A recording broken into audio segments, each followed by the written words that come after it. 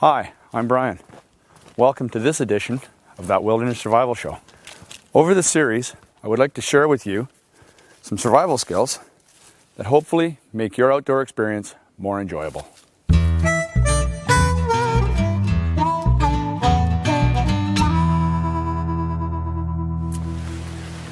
In this show, we're going to talk about emergency shelters, why you would carry them, when you would carry them, and how to set them up in case you need a shelter to keep you from the elements.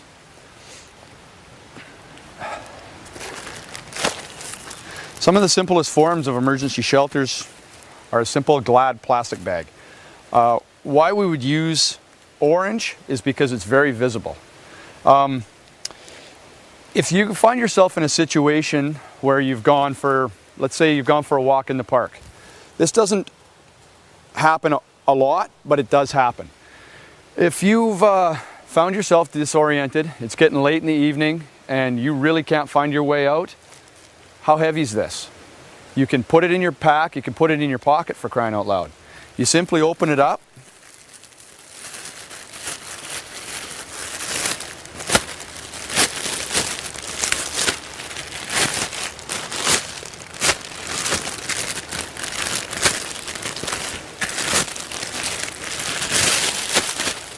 You simply open it up, you cut a hole here for your arms, or not.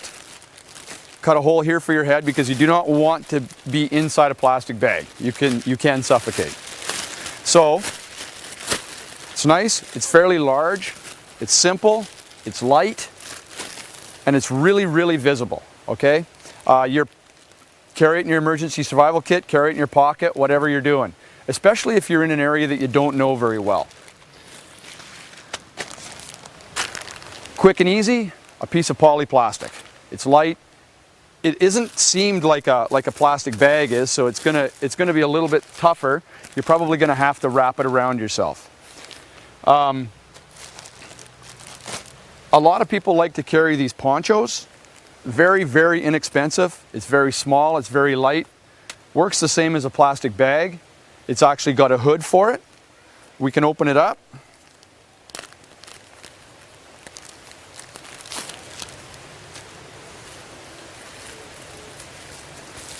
They're made for one-time use. They're light, they're very fragile. You know what? They work very well. A hood. See, it almost looks like a plastic bag. These also work really well for an emergency shelter. Later on in the show, I'll be showing you how to set that up. If you find yourself in a situation where you're disoriented, turned around, and you didn't happen to throw one of these into your pack or your survival kit or your pocket, you might have to start looking for a really, really good place to hunker down for the evening, for the night. Underneath a large log, although you'd want the log to be on the ground for a long time so that it's settled, we've got a big log here. What happens is the rain rains on top of the log and drips off the edge. It doesn't wrap around. Underneath this log will stay dry for a long time. Big cedar tree sheds the water off. It's not a bad idea to figure stuff out sooner rather than later. You don't want to be walking around when it gets really dark and looking for a place. If you found yourself completely disoriented, it's time for you to decide whether or not you're going to get out or not. And if you're going to get out, that's fine. But if you're not, you are going to want to look for a spot to hunker down for the evening.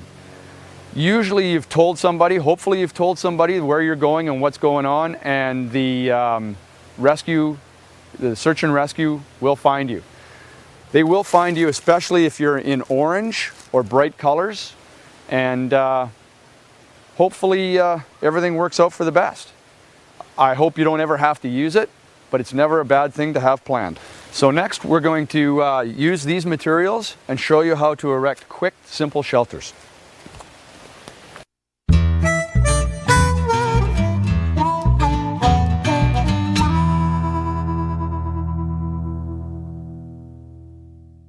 So I thought I would tell you guys a little bit about how to adjust your pack. If you're out in the bush and you have a misadjusted pack, it can put little wear spots on your skin. It actually cause blisters. So this is the pack that I use, and it's very multi-adjustable. There's small day packs and stuff. Usually you can't adjust them. This a pack that you bring into the bush with you, and you're going to go on a long hike. You want it to be able to adjust exactly to your body. So this pack opens up. You can adjust your hips. Here, this moves up and down. All right, and these aluminum bars that are in here, they actually, you undo the Velcros on them, and you can move them up and down according to where your hips fit the best to your shoulders. So the whole pack actually shifts. So when you start out, you put the pack on in the store and it sort of fits. Then what you do is you make sure that the pack, if it's a little bit short for you in the store, you gotta want to talk to the person that's selling you the pack to make sure that it can extend or compact, depending on how your shoulders and your hips, the length of your shoulders and your hips.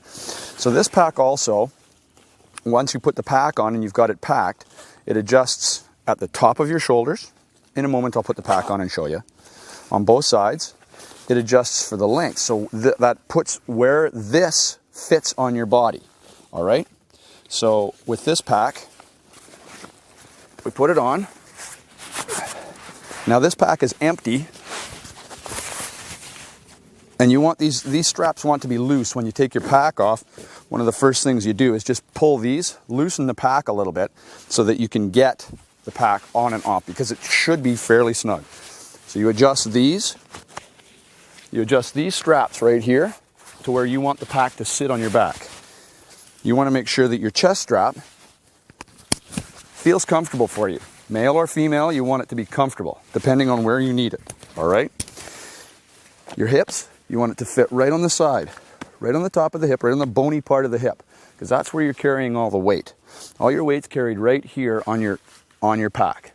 This is to stop your pack from moving side to side, forward or back.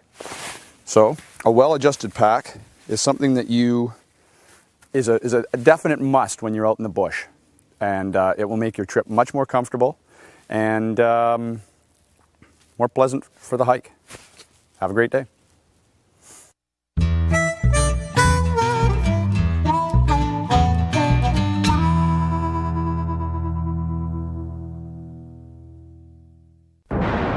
Natural hazards are hitting Canadians harder and more often than ever before. Yet it takes surprisingly little to survive their wrath. A candle and water could help save your life in the short term. And paper will see you through the long term.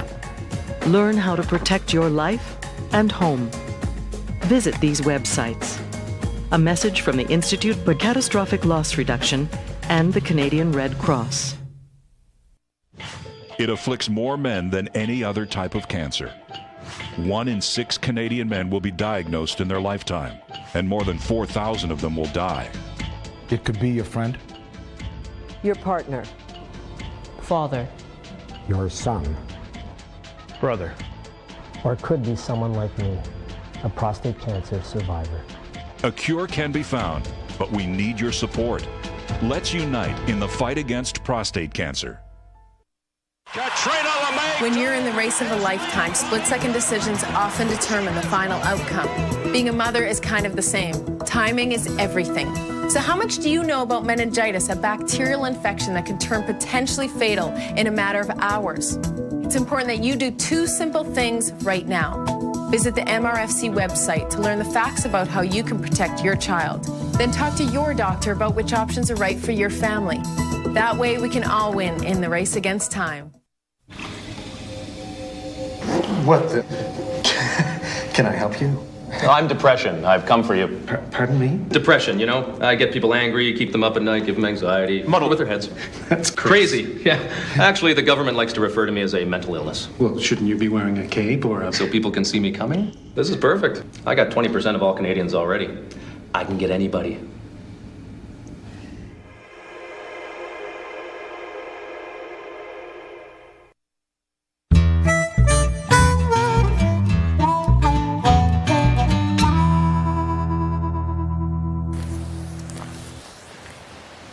Okay, looks like we found a pretty nice spot to do a demonstration here. The first thing I'm going to do, I know this sounds a little bit trivial, is show you how to do this.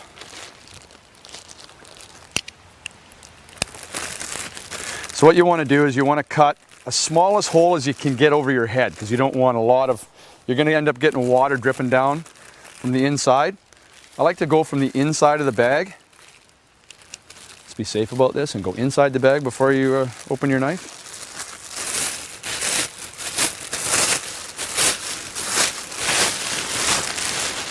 See the seam across the bottom? That's where you want to make your cut. Nice and carefully, you don't cut the bag when you're doing it. Try to get it as centered as you can. Just nice and easy.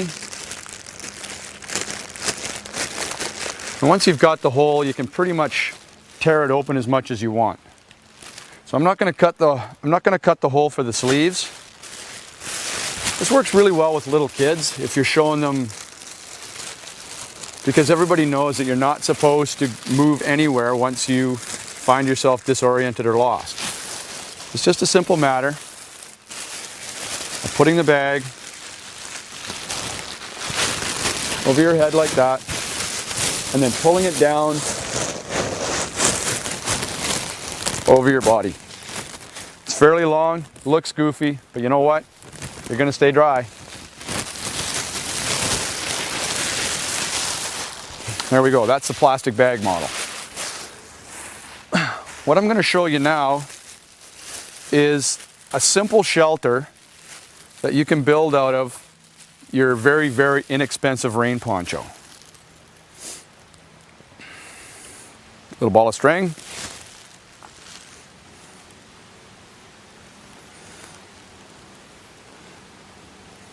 All right, the first thing you're going to do is you're going to tie off the headpiece. Now when you're doing stuff like this, you don't want to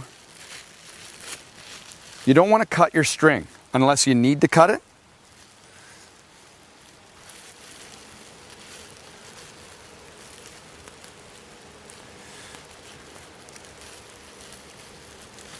Nice secure little knot.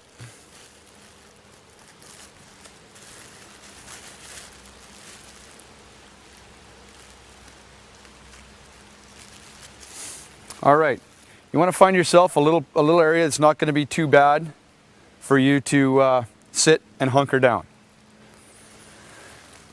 A little sticky here. You can just kind of clean up the floor a little bit. It's kind of soft. You might even want, when I show you this, you're going to find that it's actually fairly long, so you can probably stretch out underneath it. So you're going to want this to be hanging down about that far, all right? So you're going to need to wrap your string around a couple of times. All right, so now that's how much string I need. So now you can cut it once you've figured out what you're going to do. Don't cut it into pieces prior to figuring out what you're going to do, because you might have to tie your string back together again. All right, so you've got it there.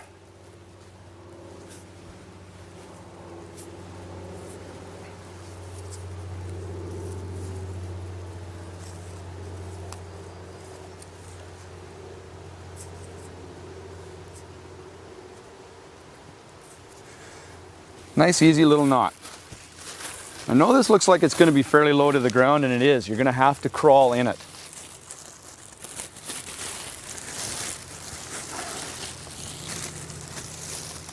Okay, you see how these edges are held together like that? You have to split the side of the poncho.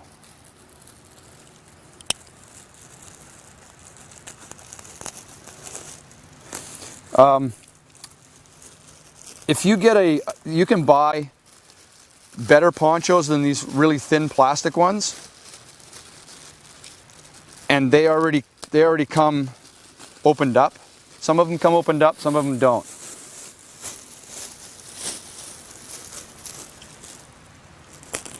Like buttons or snaps down the sides, or Velcro.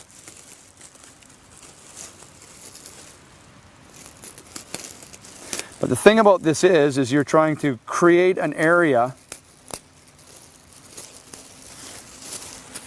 that you can hunker down in out of the weather.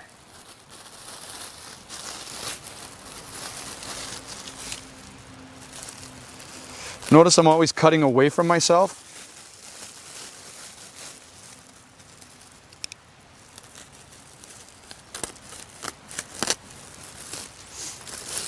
Oh, there we go, we found the seam. All right. Put your knife away.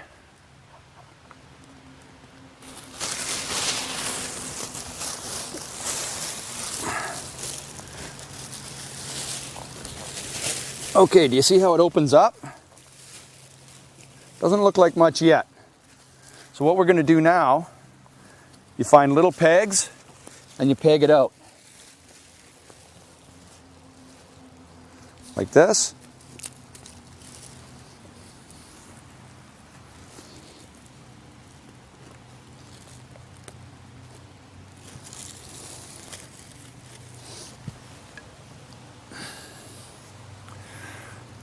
Not ripping the plastic is probably your best bet. If you get into the wind, you're going to get out of the wind, but it might be windy, rainy, and if you tear the plastic, it has a tendency to keep tearing. What I like to do is I like to just fold the corners over a little bit, make a little like knob on the corner. You can actually add a little piece of material inside. Small little cone works well, a small stone works well. And then you just tie that off.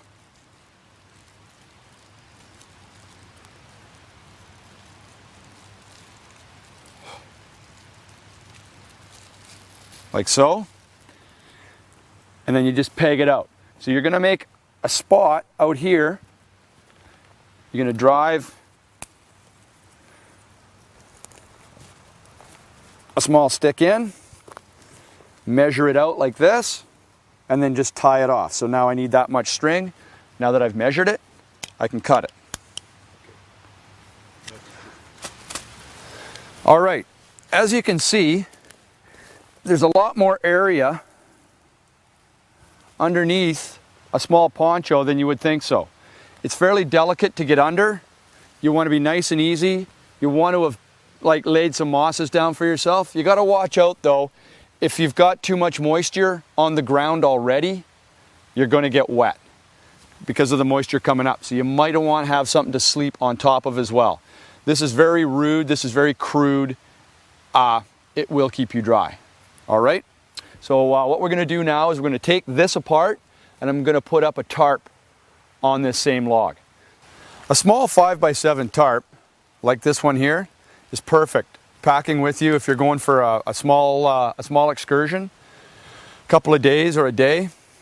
Fits nice and easy down inside your pack. It works really well. What I'm going to do is, since I've taken the poncho down off of this, it's going to work really well on this as well. So I'm going to start setting this up, and I'll just show you here. Not littering, just putting it off to the side. Okay, as you can see, it's not too bad for size. A little bit bigger than your poncho. You can use for your center beam a tree like this leaning over. You can use a branch that sticks out, a big cedar tree, or you can actually tie between a couple of trees and just put it over top. You'll see it's going to have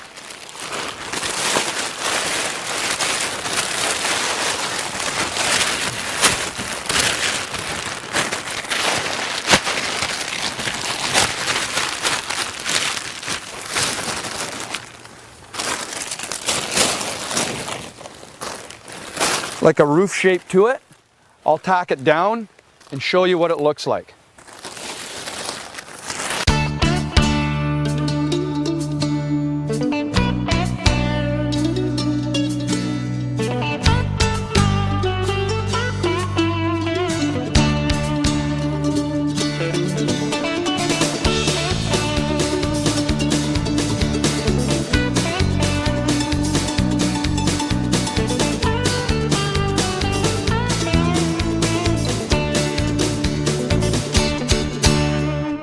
Okay, so as you can see, this tarp shelter here behind me is a little bit bigger, a little bit nicer, and as a scout leader, I've had lots and lots and lots of the youth just sleep under tarps at night. And like I said before, if you can figure out a way to stay up off the ground, that's a lot better, and you'll stay warmer.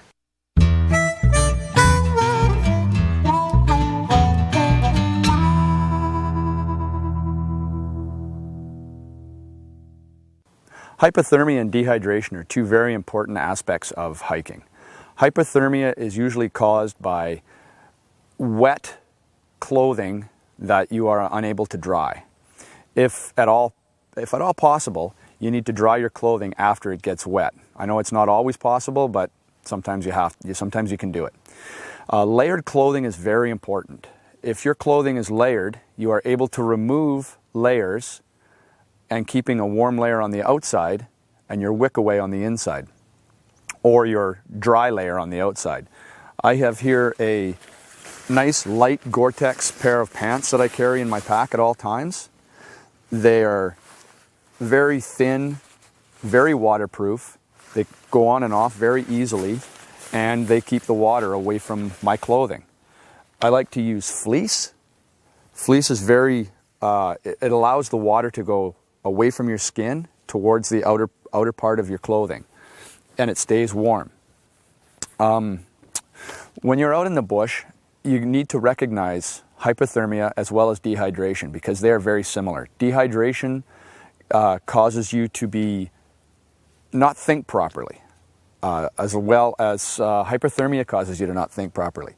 You need to be able to recognize it in your hiking partner or your hunting partner, and deal with it as soon as you are seeing any symptoms at all. I could do a whole show on the signs and symptoms of hypothermia and dehydration. Please take the time to look it up in first aid books or on the internet. It's really important that you know what the signs and symptoms are.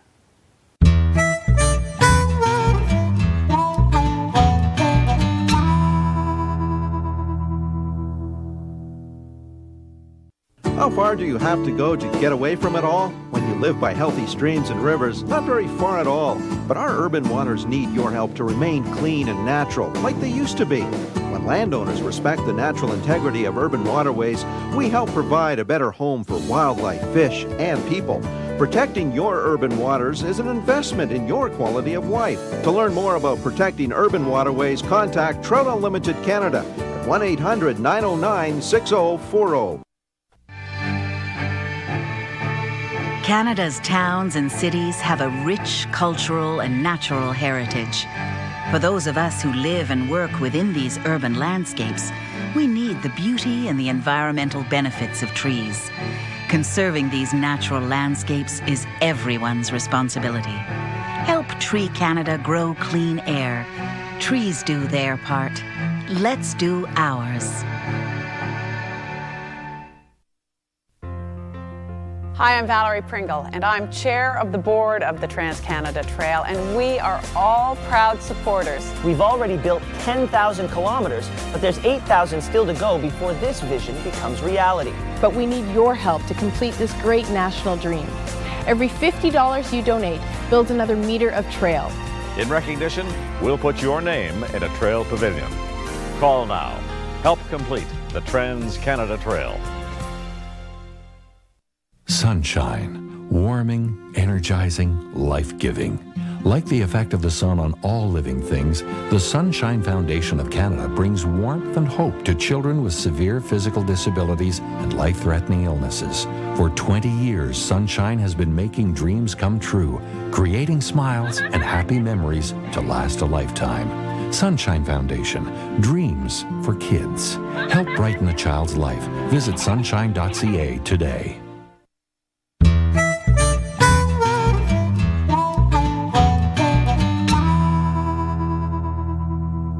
All right, so if you're looking for something that's really quick and easy, it's not going to be really super comfortable, but it'll be dry, and with a small tarp or your plastic bag or your poncho, you're going to want to look for a place not too far off the trail. Tree kind of leaning a little bit good sturdy live tree, and it's going to be nice and dry right underneath there. I'll show you something that I learned from a friend down on my wilderness survival course. You just take your tarp, fold it over slightly, step on the edge, bring it up. Now you're going to wrap it around behind you like this. You hunker down right underneath the tree like this. Just tuck it in, kind of like wrapping a burrito. You pull it up over your shoulder.